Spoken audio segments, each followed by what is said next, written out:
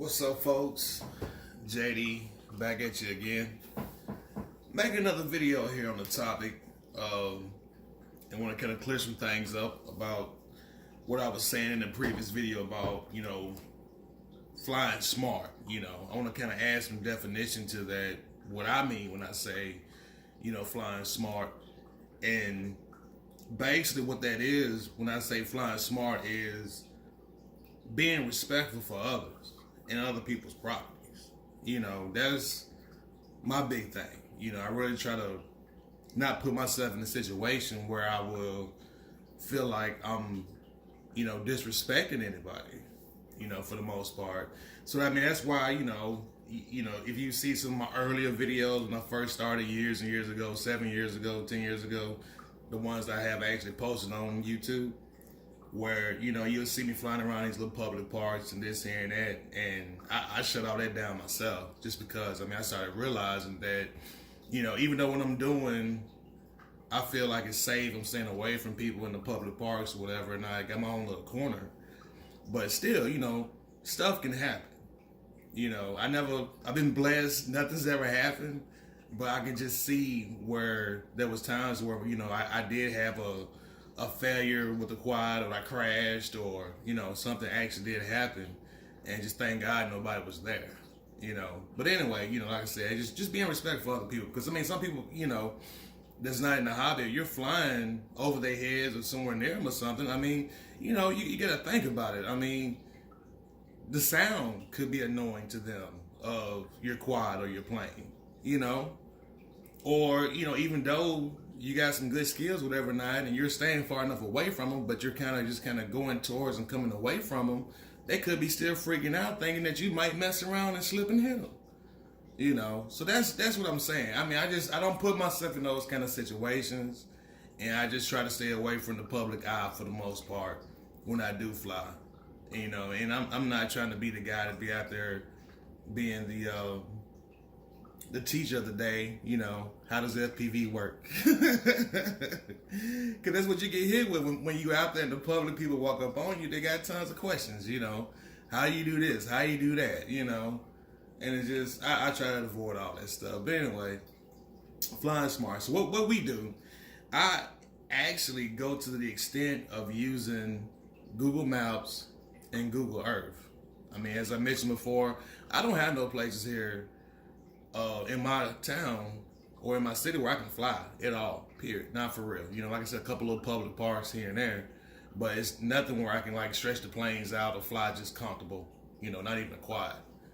So we use Google Maps, Google Earth, and just looking at the different areas out in the counties, the farmlands and stuff. We always take the measurements, of course, trying to make sure we're far enough away from airports and, out of any kind of hiccups like that, for sure. But we also be looking at the terrain, as far as giving us the most space, from construction, so on and so forth, away from houses. And what we'll typically do, we'll go drive out to these spots that we've seen, and just take a look. And if it's looking okay, no trespassing signs, and hey, we may take a flight. Or, if it's in an area to where, it's some farmlands or farmhouse out there, we'll go and ask these people, hey, do you mind us flying here? And you'll be amazed, most people tell you they don't care, except one case, we had a guy that was a complete dickhead, but anyway, but you'll be amazed that if you reach out to these people and contact them about these areas, the property that you want to fly on, they'll be more than happy to let you fly at these spots. I've even went to the extent to go to my courthouse to get a number for a guy on a piece of land, just so we can ask him if we can fly, and the same thing, no big deal, they don't really care for the most part of it, but yeah, that's what I mean though. Just flying smart is being respectful of others and other people's properties, and at the end of the day, when you are flying out in a bigger area, especially if you're new, the bigger area you get into, that's going to help you learn a whole lot quicker. You're trying to fly a 250 size quad in your front yard. Come on, man. At your house, you got to think about it, man. Yeah, it's cool, but you don't think about your neighbors next door. They may say it's okay, but at the same time, they probably just hoping like hell you're going to crash and be done with it because they tired of the noise. You never really know, So, again, like I said, I've been in those situations. That's how I started. I mean, I used to fly around the house all the time. And I learned real quick. I mean, a lot of reason why I was crashing because I didn't have enough space to get up out of stuff.